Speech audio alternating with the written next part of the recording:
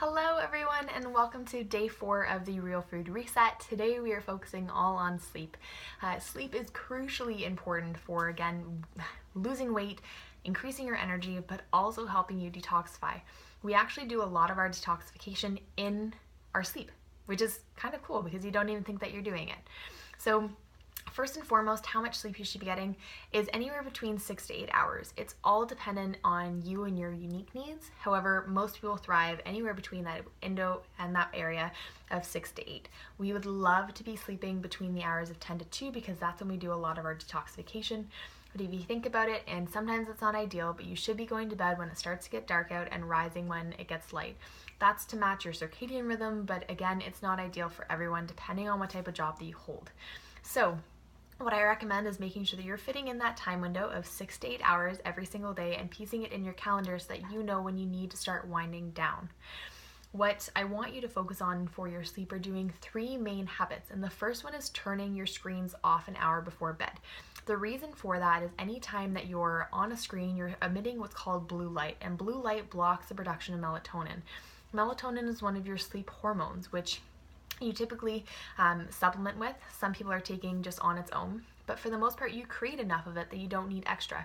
If you're turning off your screens, it's really easy for your body to receive the signals that it's time to start winding down, preparing for bed, versus if you're watching a horror movie, you're spiking cortisol levels, but you're also not allowing your body to recognize that it's time to start preparing for bed. The second habit I want you to do is when you're in bed, I want you to start reading or doing some sort of activity that is very low, it has a very low stimulus, or it's not stimulating, or it doesn't increase your stress level. So don't read a scary book, read something that's very calming that you enjoy, but also start dimming the lights. So turning down your bedside light or turning off your main light so that your body can start producing more melatonin. We do this in a darker setting. But you're also priming yourself for bedtime because you're creating a very relaxing, calming environment so that your stress levels are decreasing, but you're also increasing the amount of melatonin that you're producing. The third step I want you to do is make sure that you're sleeping in a pitch dark room. Again, melatonin is blocked by any form of light. It could be coming from anything from a bedside light, or it could be coming from a crack of light coming through your window.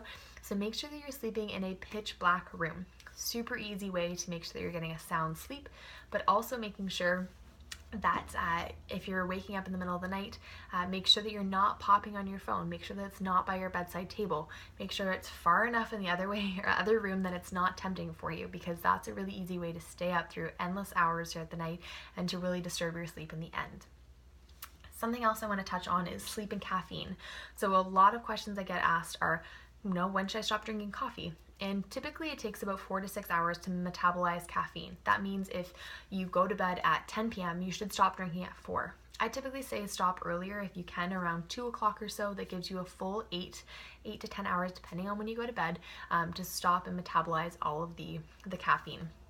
If you think about it, if you're not getting a sound night's sleep and you're relying on caffeine to get you through the day, you're likely not having enough energy for anything else. You're probably, just getting by, going from coffee to coffee, and that again is false energy. So what we want to focus on is what's taking away your energy in the first place, and that's typically because you need to do a detox.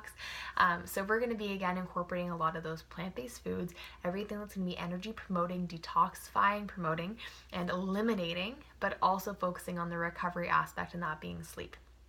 So something else I want to address is if you're sleep deprived, you're typically moody. You typically have a lot more craving for sugar, and the reason for that is because if you don't have enough energy, you're going to be looking for the first sweet thing that you have at sight, and that's typically going to be white sugar of any form. A processed, packaged, or pre-prepared food is a very energy delivering food because it's simple and it has simple carbohydrates, which are the fastest converting to glucose for our cells, which essentially give us that blood sugar spike, that quick energy rush, and then we crash hours later. But not only does our energy spike, so does our blood sugar and the rate at which we store body fat. So if you're taking anything away from today's video, make sure that you schedule in your sleep. Make sure that it's sound, that it's in a pitch black room, but you're also creating that nighttime ritual and that routine where you're starting to, again, turn off the screens at least an hour before bed, dimming the lights, and then setting yourself up for a sound, restful sleep in a pitch black room. All right, team, that is everything for today. Make sure that you're prioritizing your sleep, and if you have any questions for me, you can find me in the Facebook group, and I will answer them all there. I wish you the best of luck, and until then, I will see you soon. Bye!